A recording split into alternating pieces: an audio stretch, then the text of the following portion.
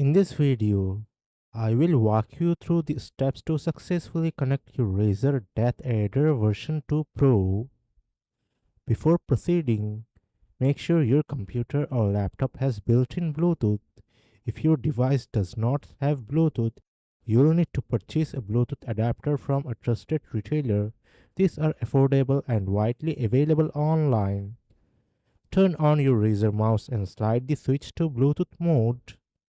This switch is usually found under the mouse and has two options, Bluetooth and dongle mode. Press and hold the two side button and the DPI stage up button simultaneously for 3 seconds. The Razer logo will blink twice in repeated intervals, indicating the mouse is in pairing mode.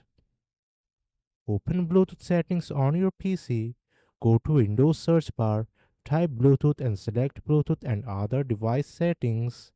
Click Add Bluetooth or other device and Bluetooth. Your computer will start searching for available Bluetooth devices.